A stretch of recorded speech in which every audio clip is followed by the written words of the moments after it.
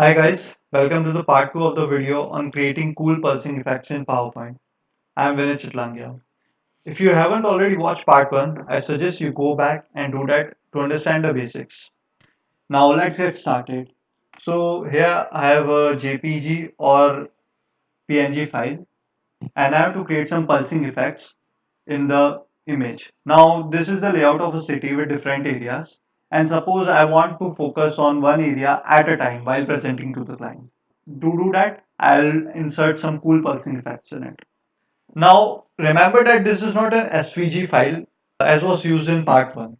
So this is not editable separately and we cannot remove each of these components and insert animation separately. So what we'll do here is we'll go to insert shapes, freeform shape, and we'll try to create the abstract shapes above these buildings, just like that. So here I have inserted one of the abstract shapes in the biggest building in commercial area. To save time, I already inserted the abstract shapes for the remaining two buildings. Now let us first try to insert a simple pulsing effect on these three shapes. So I'll press Ctrl and select all the three shapes.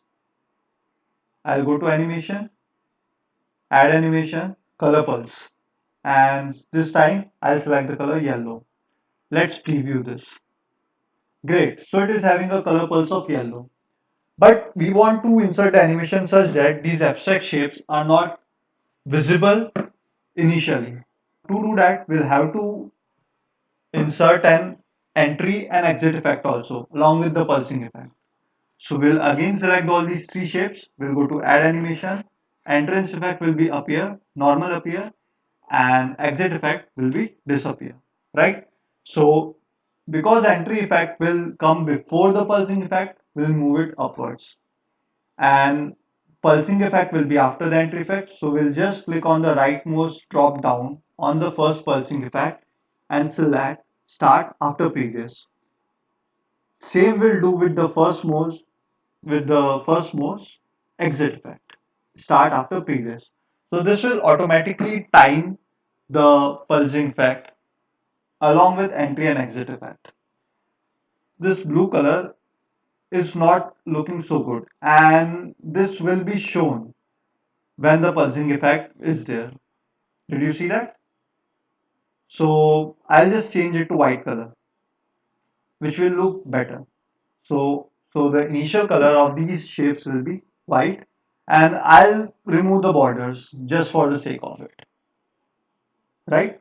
Along with that, I'll also increase the timing of the pulsing effect. You can see the current duration is 0.5 seconds. I'll increase it to 1 second. And also, I'll right click, go to effect options, click on the timing tab, and repeat this for 3 times. So this will grab the attention for a longer duration. Okay, now let's see this.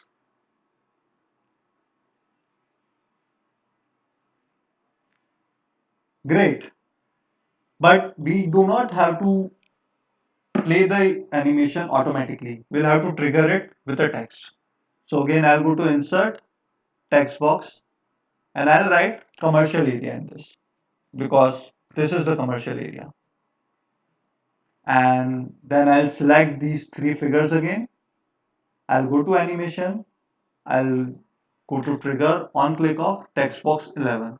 So because this is the only text box right now on the slide, it will be text box 11 only.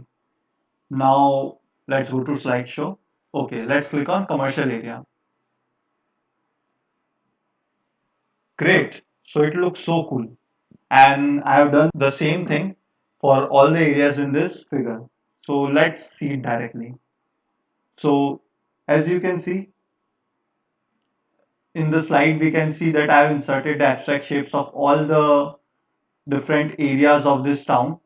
And let's go to slideshow. So here we can see that none of these shapes are visible initially. But when I click on any one of the texts that are on the right side of the figure, it blinks. So in this way, you can create cool pulsing effects on a figure that is not SVG. Thank you.